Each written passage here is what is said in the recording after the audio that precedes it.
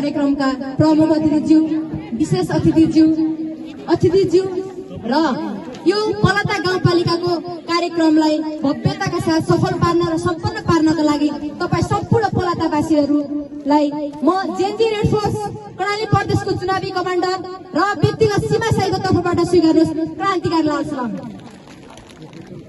हामी चुनावको मैदानमा छौं। हाम्रो पार्टी केन्द्रमा 25 वटा दल र जिल्लामा 11 वटा दल भएर एकता भइसकेको छ। यो हाम्रो एकताको पार्टी भनेको कुनै नेकपाको एकता हुँदाखेरिको त्यसदेखि खेरेको होइन। यो पार्टी भनेको हामीले राष्ट्र बचाउने, जिल्ला बचाउने, समाज बचाउने एक ढिक्का भएर लाग्नको लागि हामीलाई यो एकता भइसकेको छ पार्टी।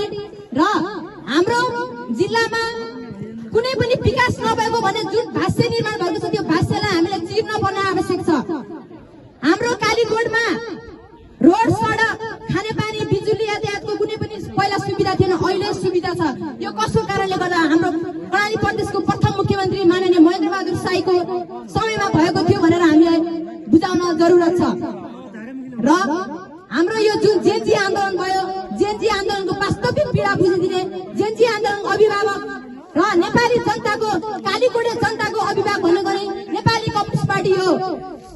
कालीकोटलाई बनाउने विकल्प भनेको कोही पनि छैन। नेपाली कम्युनिस्ट पार्टीको विकल्प नेपाली कम्युनिस्ट मात्रै हो र महेन्द्र शाहीको विकल्पहरू कोही पनि छैन। महेन्द्र शाहीको विकल्प भने महेन्द्र बहादुर शाही नै हो।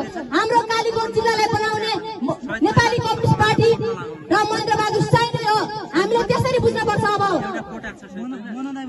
हामीले अहिले भर्खरै मात्र यो नरेन्द्रनाथको उम्मेदवार कमान्डर, हाम्रो पूर्व कमान्डर के भन्दै हुनुहुन्छ, अहिले सबै विकास आफूले नै गरेको भनेर जस आफूले लगिरहनु छ। त्यो तपाईँ त्यसो नगर्नुहोस्। हामी चेतावनी दिन चाहन्छौँ तपाईँलाई। कालीकोटको वास्तविक विकास कसले गरेको हो? यहाँ जनताले बुझिसकेन। कालीकोटको जनताले बुझ्छ कि यो विकास भनेको नै यो हाम्रो माननीय महेन्द्र बहादुर शाहीको बेलामा भएको थियो। बिजुली, रोड, सडक कहिले आएको थियो? कसको बेलामा आएको थियो? हामी सरकारमा हामी जाने विकास हामी गर्ने जसहरू लिने त्यसको हामीले चिरफार गर्नुपर्छ। यहाँ कालीकोटका सबै जेएनजी पुस्ताहरू लागिसकेका छन्, वृद्ध बुवाहरू लागि, आमाहरू लागिसक्नु भएको छ। यो कालीकोटलाई बनाउने, कालीकोटलाई चिनाउने।